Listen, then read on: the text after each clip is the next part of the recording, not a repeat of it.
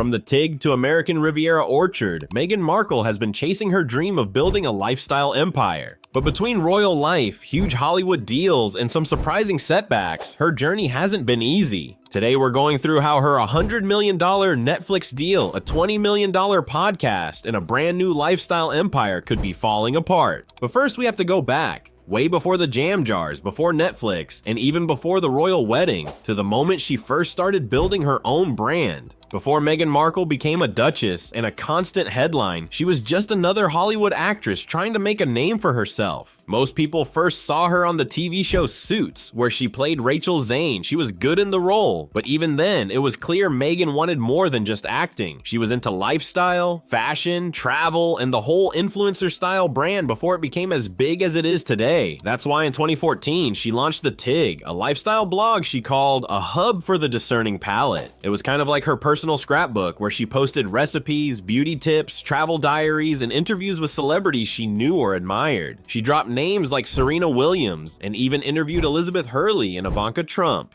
The Tig was stylish, but it also showed Meghan's ambition. She wasn't just happy with being on TV. She wanted to be seen as a tastemaker, someone whose opinions on food, beauty, and culture mattered. The blog had a polished look, and Meghan often posted glamorous photos of herself at events or enjoying exotic trips. She wanted to be relatable, but at the same time, she also wanted to show a perfect aspirational lifestyle. People who followed it say it had a mix of sincerity and self-promotion. However, the Tig didn't last forever. In 2017, just as Meghan's relationship with Prince Harry became serious and news of their engagement was everywhere, she shut down the site. She posted a heartfelt farewell note to her readers, but many believe it was because becoming part of the royal family came with rules. Royals aren't supposed to run personal blogs or promote themselves in that way. The shutdown marked the end of her first real business project, and in many ways, it was the first time Meghan had to give up her own personal brand for something bigger. From the start, Meghan was under the microscope. Every outfit, every facial expression, every move was analyzed. Meghan tried to bring her own personality into her royal role, championing causes she cared about and giving speeches in her own style. But behind the scenes, tensions with palace staff and media pressure were building. Stories of her being difficult started appearing in newspapers, and whether they were true or not, the headlines stuck. Life inside the firm, as the royal family is sometimes called, was strict, and Meghan wasn't used to having so little control over her public image. By early 2020, Meghan and Harry made the shocking decision to step back as senior royals. They said they wanted to be financially independent and split their time between the UK and North America. The press called it Megxit, and opinions were divided. Some saw it as them taking control of their lives. Others saw it as abandoning royal duties. The couple's exit strategy was bold. They gave up public funding, moved to California, and started building their own brand from scratch. They wanted to tell their story in their own way, without the palace controlling the narrative. In 2020, they made headlines by signing a $100 million contract with Netflix. The idea was that their company, Archewell Productions, would make documentaries, films, and shows that reflected their values and interests. Around the same time, they also landed a $20 million deal with Spotify to produce podcasts. On paper, this looked like a dream start to their post-royal careers. Big money, creative control, and a chance to shape their own image. But Hollywood works on results, not just names. With Spotify, they produced a single podcast series called Archetypes, where Meghan interviewed various celebrities about stereotypes women face. The show got attention, but it wasn't enough to keep the deal alive. By 2023, Spotify ended their partnership, with reports saying the couple didn't meet productivity benchmarks. One Spotify executive even called them grifters, which made the headlines and embarrassed the Sussex brand. Netflix has been a bit more complicated. They've released a few projects, including the Harry and Meghan documentary series, which drew huge audiences and stirred controversy. But beyond that, their output has been limited compared to the size of the deal.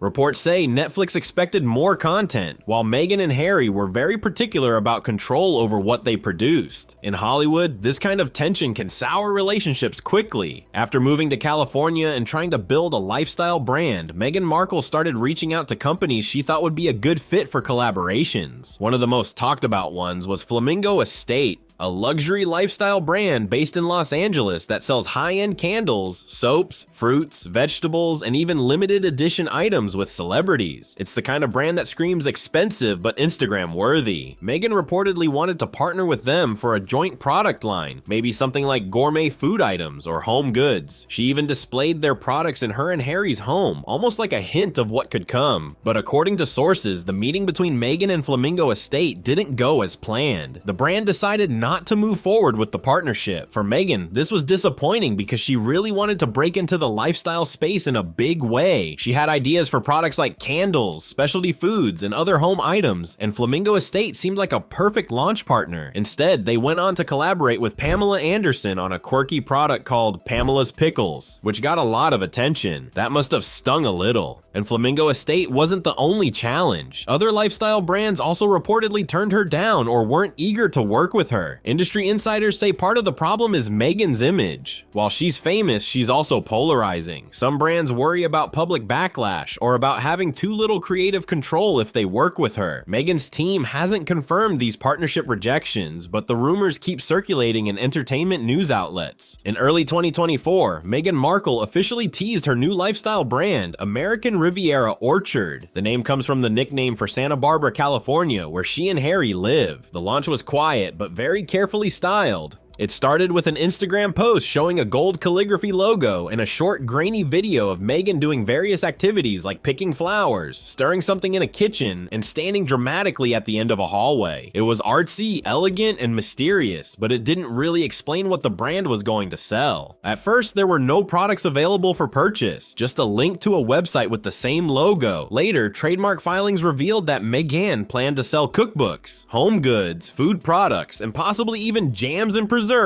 People compared it to Gwyneth Paltrow's Goop, another celebrity lifestyle brand, but with Meghan's personal touch. Supporters saw it as a fresh start for her business image, while critics called it vague and overly self-promotional. To create buzz, Meghan sent out a small batch of sample products to friends and influencers. The first thing people noticed was the jam. Jars of strawberry jam with elegant labels and personalized notes. Some recipients posted pictures online, which helped get people talking. Reports say the first food drops under her A's Ever sub-brand sold out quickly, showing that there was interest. Still, some wondered if it was just curiosity because of her fame, rather than genuine brand loyalty. Meghan Markle's public image has often been linked and compared to that of her sister-in-law, Kate Middleton. From the moment Meghan joined the royal family, the media seemed eager to pit them against each other. In the UK press, Kate was often framed as the perfect traditional duchess, while Meghan was painted as the disruptor or outsider. This constant comparison has followed them even after Meghan left the royal family. A recent example of this came when Kate Middleton faced a wave of bad press for allegedly doctoring a family photo and disappearing from public view for a while. Conspiracy theories spread online about her health, her marriage, and even wild ideas about surgery. Just when the Kate drama was dominating headlines, Meghan's American Riviera Orchard launch popped up, leading some people to say she was stealing the spotlight on purpose. Whether that's true or just bad timing is up for debate, but it shows how closely their public images remain tied. Meghan's PR challenges go beyond just royal gossip. She's dealing with a tricky balance. In America, she has supporters who admire her independence and see her as someone unfairly treated by the UK media. But in Britain, polls often show her as one of the least popular royals. This split image makes it hard for her to sell products or promote projects without them becoming a bigger conversation about her personal life. Meghan has tried to push back against negative press by telling her own story through interviews, documentaries, and now her own business ventures. Supporters say she's building her career on her own terms, free from palace restrictions. Critics say she plays the victim and leans too heavily on her royal connection. Both views miss the full picture. She's someone navigating an incredibly public and judgmental space while trying to turn her fame into a sustainable business. The difference between narrative and reality also affects her brand. If the media frames American Riviera Orchard as a last chance project, it adds pressure and shapes how potential customers see it. Meghan's challenge will be to shift that story, to make her brand stand for something beyond her personal life. Until then, the media's version of Meghan will keep competing with whatever reality she's actually living. What do you think? Is American Riviera Orchard the start of her big comeback or just another royal headline? Let me know in the comments. And if you enjoyed this deep dive, hit that like button and don't forget to subscribe so you don't miss the next story.